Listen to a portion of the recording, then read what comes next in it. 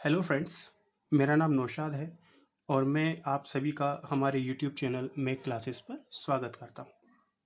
Friends, आज मैं आपके लिए एक वीडियो लेकर आया हूँ जो टॉपिक है पार्ट्स ऑफ अ सेंटेंस।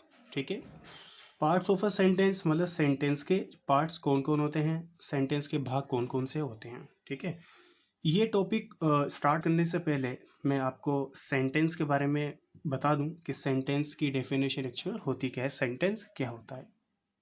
तो सेंटेंस वो होता है फ्रेंड्स जो एक समूह होता है शब्दों का जो हमें एक पूर्ण अर्थ प्रकट करता है, जो कंप्लीट सेंस हमें देता है, उसी को हम सेंटेंस कहते हैं। ठीक है, तो आइए देखते हैं कि सेंटेंस के पार्ट्स कौन कौन से होते हैं। एक सेंटेंस दो पार्ट से मिलकर बना होता है, मतलब एक जो सेंटेंस है वो कंप्लीट होता है दो पार्ट्स को मिलाकर, सब्जेक्ट और प्रेडिकेट। ठीक है, एक सेंटेंस में सब्जेक्ट होता है और उस सब्जेक्ट के बारे में जो इन्फॉर्मेशन हमें दी जाती है वही आपका प्रेडिकेट कहलाता है। और उस प्रेडिकेट के जो पार्ट होते हैं वो होते हैं वर्ब, ऑब्जेक्ट और कॉम्प्लीमेंट। कॉम्प्लीमेंट आप हो सकता है कि जो कुछ स्टूडेंट्स हैं वो पहली बार सुन रहे हो। ठीक है, लेकिन सेंटेंस में कभी कभार कॉम्प्लीमेंट भी होता है, जरूरी नहीं है कि हमेशा वहां पर ऑब्जेक्ट ही हो। ठीक है, तो आइए सब्जेक्ट के बारे में हम थोड़ा डिटेल में जानते हैं, उसकी डेफिनेशन देखते हैं क्या होती है। सब्जेक्ट, सब्जेक्ट को हिंदी में हम बोलते हैं कर्ता और इसको हम डूअर भी बोलते हैं। ठीक है, इसका दूसरा नाम है डूअर। डूअर मतलब जैसे हम अगर अपन देखें वर्क, वर्क का मतलब होता है काम करना, और इसमें जब हम ई आर जोड़ देंगे तो ये बन जाएगा वर्कर, मतलब हो जाएगा काम करने वाला। ठीक है, इसी प्रकार डू का मतलब होता है करना और डू में जब हम ई आर जोड़ेंगे तो ये हो जाएगा करने वाला। देखिए, सब्जेक्ट वह होता है जो सेंटेंस में किसी एक्शन को, एक्शन का मतलब होता है कार्य को परफॉर्म करता हो। मतलब सब्जेक्ट वो होता है जो सेंटेंस में किसी भी कार्य को करता है, मतलब सेंटेंस में जो कार्य हुआ है, जो कार्य किया गया है, उसको ही करने वाला कौन होगा, सब्जेक्ट होगा। ठीक है, ऐसा जरूरी नहीं है कि हर सेंटेंस आपको ऐसा मिले कि जिसमें कोई ना कोई कार्य किया जाएगा। ठीक है, तो वैसे सेंटेंस में आप सब्जेक्ट को कैसे पहचानेंगे, उसका एक तरीका है। देखिए, सब्जेक्ट वो होता है जिसके बारे में हमें सेंटेंस में कोई इंफॉर्मेशन दी जाती है या जिसके बारे में बात की जाती है। ठीक है, अब जिन सेंटेंस में एक्शन नहीं होगा उन सेंटेंस में कोई ना कोई ऐसा ज़रूर होगा जिसके बारे में हमें वो सेंटेंस कोई ना कोई इंफॉर्मेशन देगा, वही आपका सब्जेक्ट हो जाएगा। ठीक है, फॉर एग्जाम्पल हम देखते हैं कि Ram goes to market. Ram कहाँ जाता है, बाजार जाता है। यहाँ पर जाना क्या है, एक एक्शन है, एक काम है जिसमें हमारा शरीर कोई ना कोई काम करता है और उसको परफॉर्म करने वाला, उसको करने वाला कौन है, राम है। तो राम हमारा यहाँ क्या हो जाएगा, सब्जेक्ट हो जाएगा। ठीक है, दूसरा सेंटेंस हम लेते हैं कि मोहन ईमानदार है।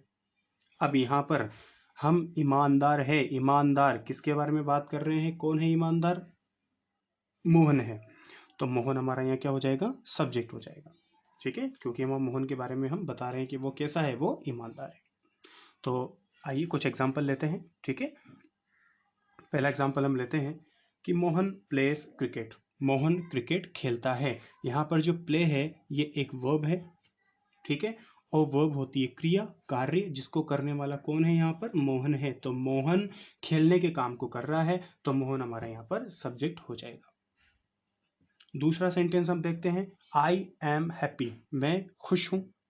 तो यहाँ पर खुश कौन है, किसके बारे में बात की जा रही है, आई के बारे में, मेरे बारे में, तो मैं क्या हो जाऊंगा, यहाँ पे सब्जेक्ट हो जाऊंगा। My younger brother is dancing. आप जानते हैं डांस एक वर्ब है, एक क्रिया है, नाचना, नृत्य करना। ठीक है, और इसको परफॉर्म करने वाला कौन है, भाई।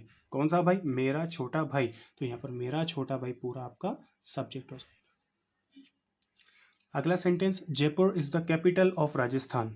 जयपुर जो है वो राजस्थान की राजधानी है। तो यहाँ पर जयपुर के बारे में एक इंफॉर्मेशन दी जा रही है कि वो क्या है, वो राजस्थान की राजधानी है, इसलिए यहाँ पर जयपुर क्या हो जाएगा, सब्जेक्ट हो जाएगा। आई हैव टू ब्रदर्स, मेरे दो भाई है या मैं दो भाई रखता हूँ। ठीक है, यहाँ पर देखो कौन है वो जिसके दो भाई है, मैं, आई। तो यहाँ पर आई क्या हो जाएगा, सब्जेक्ट हो जाएगा। बहुत से बच्चे इस सेंटेंस में कंफ्यूज होते हैं कि जब उनको ये सेंटेंस दिया जाता है ट्रांसलेट करने के लिए, तो बच्चे बोलते हैं कि सर यहाँ पर सब्जेक्ट तो मेरे हैं। नहीं, तो वो उसको क्या लिखते हैं, इंग्लिश में माई लिखते हैं। नहीं, ये गलत है। यहाँ पर मेरे सब्जेक्ट नहीं होगा, यहाँ पर सब्जेक्ट होगा मैं। क्योंकि कौन है वो जिसके दो भाई हैं, मेरे नहीं है, मैं हूँ जिसके दो भाई है, तो वो आपका मैं यहाँ पे सब्जेक्ट होगा। ठीक है। और सब्जेक्ट को आप ट्रिक से पहचान सकते हैं कि अगर आप किसी भी सेंटेंस में हु से क्वेश्चन करेंगे, अगर आप किसी भी सेंटेंस में हु से क्वेश्चन करेंगे तो जो आंसर आपको मिलेगा वही आपका सब्जेक्ट हो जाएगा। ठीक है। जैसे Mohan place cricket, Mohan place cricket, Mohan cricket खेलता है। हु प्लेस क्रिकेट, कौन क्रिकेट खेलता है, मोहन क्रिकेट खेलता है, तो मोहन आपका सब्जेक्ट हो जाएगा। I am happy, who is happy, खुश कौन है, मैं हूं, तो मैं यहाँ पे आपका सब्जेक्ट हो जाएगा। ठीक है। यहाँ पे मैंने लिखा हुआ भी है कि हु से प्रश्न करने पर सब्जेक्ट को फाइंड कर सकते हैं। ठीक है। तो आगे चलते हैं। देखिए फ्रेंड्स, हम आते हैं प्रेडिकेट पर। प्रेडिकेट का हिंदी अर्थ होता है निर्धारक। ठीक है। अब प्रेडिकेट क्या होता है, जैसा कि मैंने अभी आपको बताया कि प्रेडिकेट वो होगा सब्जेक्ट के बारे में, किसी भी सेंटेंस में सब्जेक्ट के बारे में हमें जो भी इंफॉर्मेशन दी जाएगी। जैसे अभी मैंने एग्जांपल दिया था आपको कि Ram goes to market, Ram बाजार जाता है, तो वहाँ पे सब्जेक्ट क्या था, राम। लेकिन वो क्या करता है, बाजार जाता है, तो ये पूरा बाजार जाता है क्या हो जाएगा, प्रेडिकेट हो जाएगा। ठीक है। सेंटेंस में सब्जेक्ट के बारे में जो भी इंफॉर्मेशन या सूचना दी जाती है वही आपका प्रेडिकेट कहलाता है। ठीक है।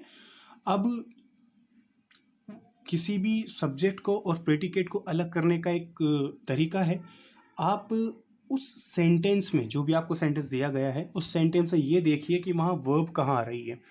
उस वर्ब का जो पहले का जो पार्ट होगा, चाहे वो हेल्पिंग वर्ब हो चाहे वो मेन वर्ब हो, उसका जो पहला जो पार्ट होगा, पहले का वाला जो पार्ट होगा वो आपका सब्जेक्ट होगा। और उस वर्ब को मिलाकर, मतलब अगर कोई हेल्पिंग वर्ब आ रही है तो उस हेल्पिंग वर्ब से पहले का जो पार्ट वो सब्जेक्ट, और उस हेल्पिंग वर्ब को मिलाकर पूरा जो बचा हुआ सेंटेंस है वो आपका क्या हो जाएगा, प्रेडिकेट हो जाएगा। ठीक है। तो इस तरह से आप प्रेडिकेट को पहचान सकते हैं, सब्जेक्ट को पहचान सकते हैं। आई होप आपको ये क्लियर हो चुका होगा। ठीक है, हो गया होगा। अब देखिए,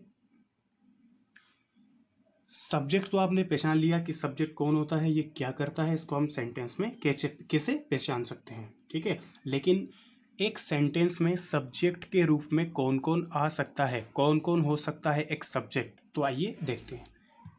सब्जेक्ट देखिए, चार तरीके से एक सेंटेंस में हो सकता है, चार फॉर्म में हो सकता है। कौन कौन, एक तो नाउन हो सकता है, एक प्रोनाउन हो सकता है, एक जेरेंड हो सकता है, और एक इन्फिनेटिव हो सकता है। ये चारों सब्जेक्ट के रूप में हो सकते हैं। इन चारों के अलावा कोई अन्य शब्द सब्जेक्ट नहीं होगा, कोई एडजेक्टिव सब्जेक्ट नहीं होगा, कोई एडवर्ब सब्जेक्ट नहीं होगी, कोई प्रीपोजिशन सब्जेक्ट नहीं होगा। ठीक है। देखिए, नाउन क्या होती है, नाउन वही संज्ञा, ठीक है, जो हम बचपन से पढ़ते आ रहे हैं। संज्ञा क्या होती है, किसी भी व्यक्ति का नाम, किसी भी व्यक्ति का नाम, मतलब राम, श्याम, मोहन, प्रिया, ठीक है, सुमन, ये सब क्या है, नाम है किसी पर्सन के, तो ये सब क्या है, संज्ञा है। थिंक, थिंक का मतलब वस्तु, वस्तु कुछ भी हो, pen, pencil, rubber, table, chair, ठीक है, मोबाइल, ये सब क्या है, वस्तुएं हैं। प्लेस, प्लेस मतलब जगह, कैथून, कोटा, जयपुर, अजमेर, राजस्थान, जोधपुर, ये सब क्या है, जगह के नाम है। और एब्स्ट्रैक्ट, एब्स्ट्रैक्ट का मतलब भाव, भाव मतलब जिसको हम देख सकते हैं, जिसको हम ना देख सकते हैं और ना ही छू सकते हैं, वो आपके भाव कहलाते हैं। मतलब जो जिसको हम निराकार भी बोल सकते हैं। मतलब ऑनेस्टी, करेज, ऑनेस्टी का मतलब ईमानदारी, साहस, बचपन, चाइल्डहुड, ठीक है, मैच्योरिटी और ब्यूटी, ये सब क्या है, भाव है, जो कि एक संज्ञा कहलाते हैं। आगे देखिए, pronoun, pronoun as a subject use हो सकता है, लेकिन कौन कौन से pronoun, I, we, you, he, she, it, they, जो सब्जेक्टिव केस के जो प्रोनाउन हैं वो एज अ सब्जेक्ट आ सकते हैं। जेरेंड देखिए, जेरेंड क्या होता है, जेरेंड का हिंदी अर्थ होता है क्रियावाचक संज्ञा, मतलब जेरेंड जो है वो एज अ नाउन ही यूज होता है। तो जो एज अ नाउन यूज होगा वही तो सब्जेक्ट होगा, क्योंकि मैंने अभी हाल बताया कि नाउन एज अ सब्जेक्ट यहाँ पर यूज हो सकता है। तो जेरेंड किसे कहते हैं, ये कैसे काम करता है, कैसे बनता है, तो आइए देखते हैं। वर्ब जो होती है, कोई भी वर्ब, जैसे हम लेते हैं स्मोक, स्मोक क्या होगा, धूम्रपान करना। अगर इस स्मोक से पहले मैं स्मोक में अगर मैं आईएनजी लगा दूं तो ये क्या बन जाएगा, स्मोकिंग। ठीक है, धूम्रपान करना।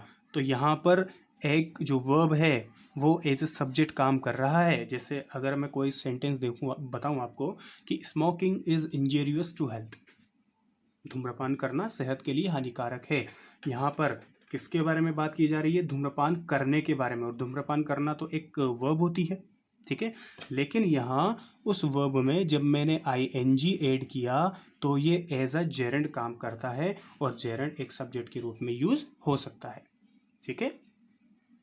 अगला इन्फिनेटिव। इन्फिनेटिव क्या होता है, क्रियार्थक संज्ञा, ये भी एक संज्ञा के रूप में ही काम करता है, ठीक है। जैसे हम जेरेंड में वर्ब की फर्स्ट फॉर्म में आईएनजी लगाते हैं, वैसे ही वर्ब की बेस फॉर्म में, वर्ब की फर्स्ट फॉर्म से पहले जब हम टू लगा दें तो वो एक इन्फिनेटिव के रूप में काम करेगा। जैसे गेट है, अगर मैं गेट से पहले टू लगा तो ये टू गेट बन जाएगा, ठीक है।